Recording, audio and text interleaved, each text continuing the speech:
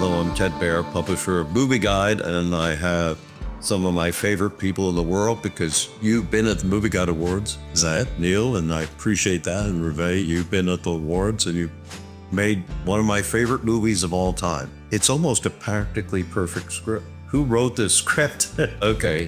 Thank you for those kind words. It all came to me. We were doing a Western at the time called The Warrant Breaker's Law. And when I'm away from Ruve and the kids, I get really melancholy and sometimes downright depressed. And I was driving home from set one day and I had to pull over to the side of the road because this thought entered my head, and it was, what would happen to me if anything ever happened to Ruve?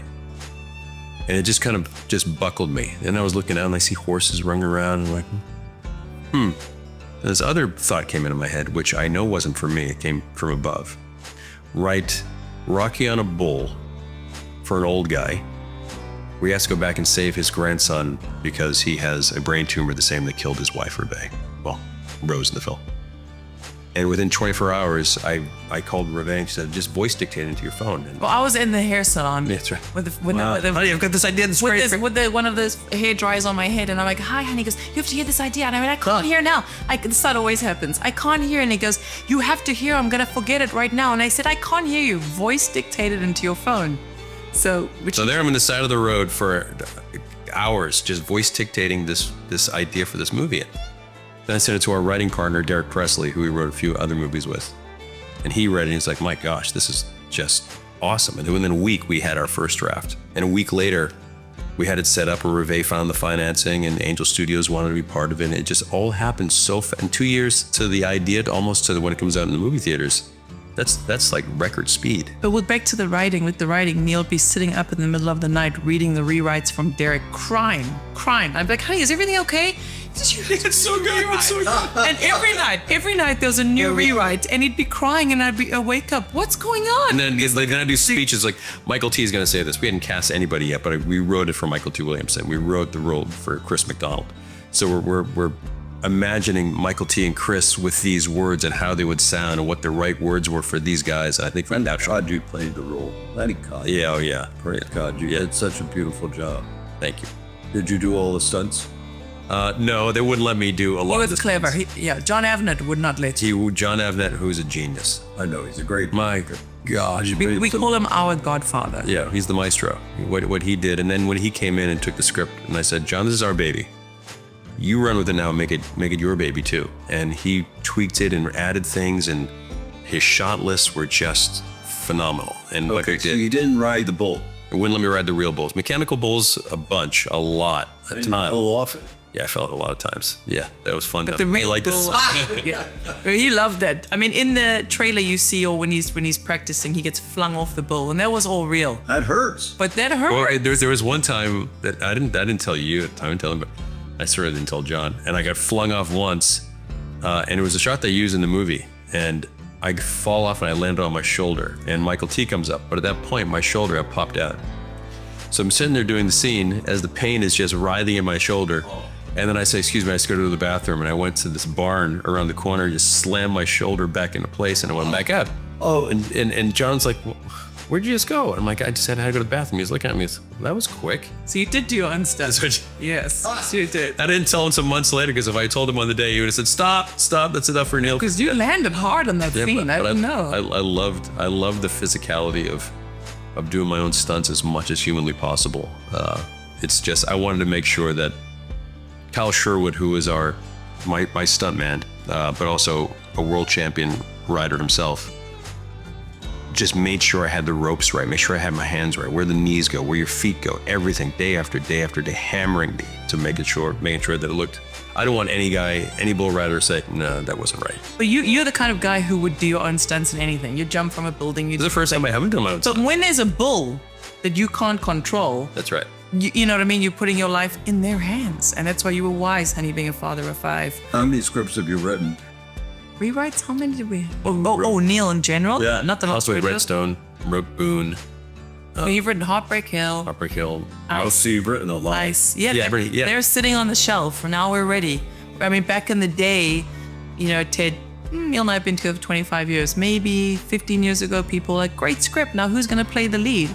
And we're like, next person, next. And so Now, now we're finally where we can say he's gonna play the lead, you know, and it's like now we're in a position, like Neal says, thank you, Lord, like that we can now have Neal play the lead in all these films that he's writing, not for the glory, not for the, you know, the viewers, for him to say, I wrote this and I'm the hero. And you're going to produce them all. I'm gonna produce them all with everyone. If I never work for anyone but Ruve for the rest of my life, and Angel Studios distributing our films, I'm the luckiest guy I know. Well, like I said at the last Movieguide Awards, when I would have presented with Cameron, and I took a beat for a second, I said, I wouldn't be here if it weren't for you.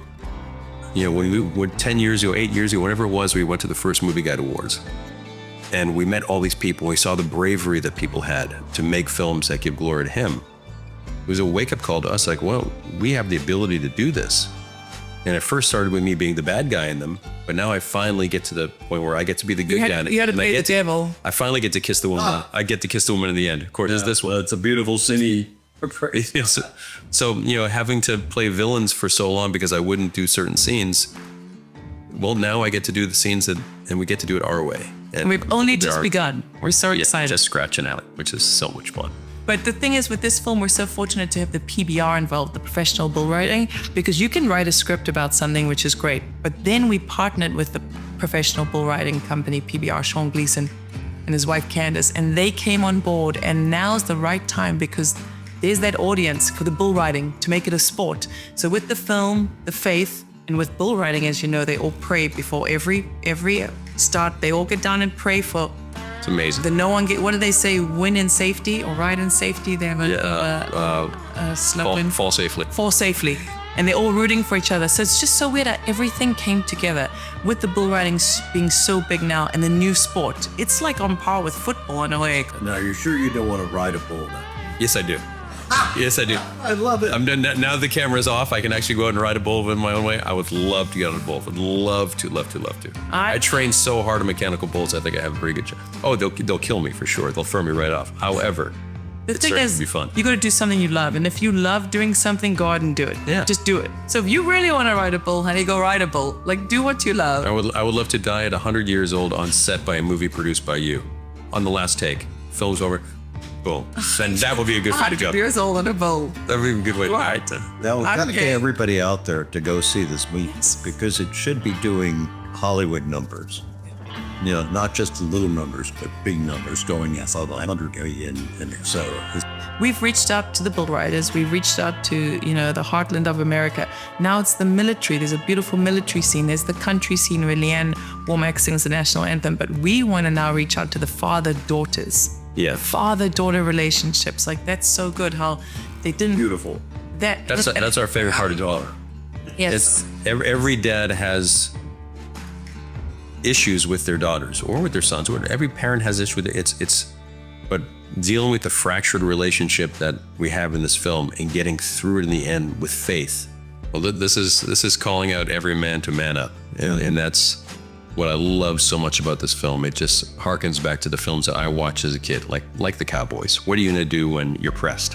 What are you going to do for your family when your back is against the wall? That's what every dad has to go through. That's what every mom has to go through. And to write about that and do a film about that, yes, the bull riding is magnificent. You would swear you're at a PBR event. Yeah. But it's the heart and the soul of the film that we're so proud of. And it's the relationship between myself and my daughter in this film that's just heartbreaking. And then the relationship between my past wife, who's everything to me. 15 years later, she's Your only wife. my only wife. Yeah, that's right. Was it a tough production to put on since you produced it?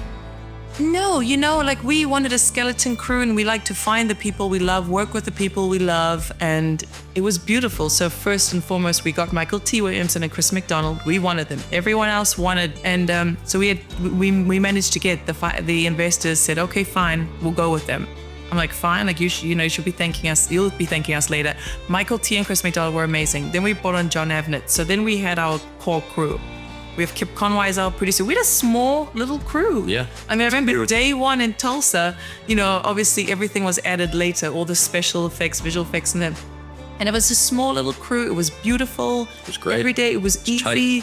The finish line is the hardest, guys. The movie comes out in 2 weeks, and now's the toughest time. You can see the line, but it's the hardest part of the race. Now there's like so many little details coming together, but we got it. I'm just like, we got it.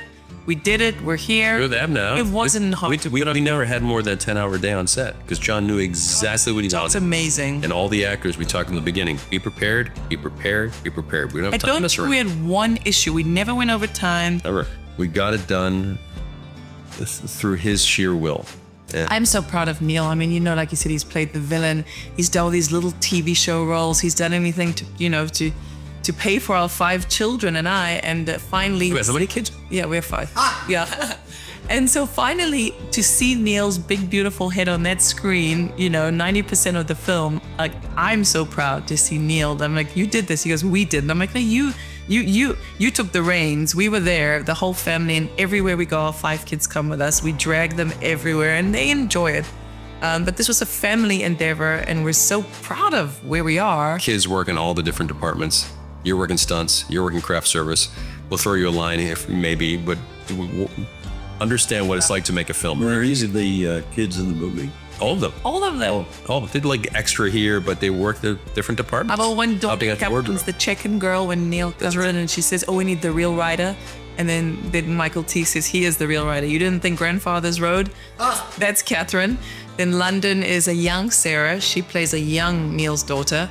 Then Clover's in the audience. She's adorable. She's so good. Jammer, thank you. Jammer, our son, pitched in the end. Okay. He pitched, John did that scene later. And then Morgan, he's 6'5" and it was hard to have him as a cowboy. It's hard. He's in one of the scenes in the background, yeah. Back of his head. They're all there. But he was there supporting the whole time. Well, I love this movie. Everybody should go see this movie. The Last Rodeo, one of the great movies of all time. If you don't like it, I won't tell you that I'll give you your money back, but then I would crazy because I love the movie. So this is one of the best movies that Movieguide's seen. So please go see it. And I just ask God's blessing on it. And then a lot of people see it and it becomes a hit and moves up the ladder. So Christian films just move up the ladder in earnings. Well, that's the if you really love these types of films, you know, it's up to all of us to support it and get away from all the darker fare that Hollywood has put out there for so many years, of which I've been guilty of being part of. I got to provide for my family, right? But now we've had the opportunity to make a film that uplifts people. When you leave the theater with a great feeling in your gut, isn't that what you're supposed to strive for as filmmakers? And that's what we're doing now. So if you love these types of films, please go and support it. Support Angel Studios. Go out to the theaters. Be there for us. Amen. Thank you. Thank you. Thanks, Lynette.